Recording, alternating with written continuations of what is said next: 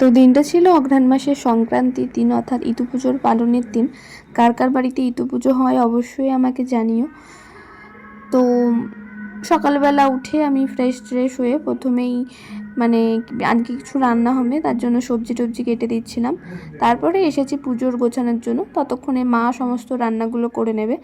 তো এই মালা গাঁথা, ফল টল কেটে গোছানো এগুলো আমি করে নিচ্ছিলাম। তারপরে মায়ের রান্না হয়ে যাওয়ার পরে, মা চলে আসার পরে পুজোতে আমরা বসে পড়েছি। পুজো কমপ্লিট হওয়ার পরে এই যে আমাদের নবান্ন হয়, তো সেটাই মা বাইরে প্রসাদটা দিচ্ছিল। 9টা ফল, গুড়, পায়েস একসাথে মেখে এটা আমাদের কোনো একটা চালের উপরে বা কোনো একটা উঁচু জায়গার উপরে দিয়ে দিতে হয়, কোনো পাখি এসে খেয়ে যায়।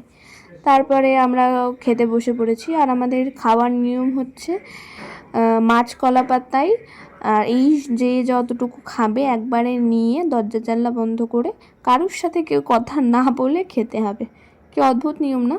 কিন্তু হ্যাঁ, এটাই হচ্ছে নিয়ম। তো আমরা খাওয়া দাওয়া কমপ্লিট হয়ে যাওয়ার পরে একবারে হাত ধুয়ে মানে ঠাকুরটাকে মাথায় নিয়ে বেরিয়েছিলাম। তো মাই মাথায় নিয়েছিল আর আমি পেছনে ঘন্টা টন্টা বাজাচ্ছিলাম, শঙ্খ বাজাচ্ছিলাম। তো আমরা চলে গিয়েছিলাম আমাদের বাড়ির পাশে একটা পুকুরে, যেখানে সিঁড়ি নেই, কচুরিপানা সাইড দিয়ে রেখেছে, তাই সেটাই একটা পার হয়ে গেছে। তো সেখানেই খুব কষ্ট করে নেমে ঠাকুরটা বিসর্জন দেওয়া হলো। আর ওখানে যে ঘট আছে সেই ঘটে করে মা জল নিয়ে এসেছে, সেটাই সারা বাড়িতে ছেটাচ্ছিল। তো আজকের ভিডিওটা কেমন লাগলো অবশ্যই জানিও। আর কার কার বাড়িতে হয় আর কে কে রিলেট করতে পারলে অবশ্যই জানিও।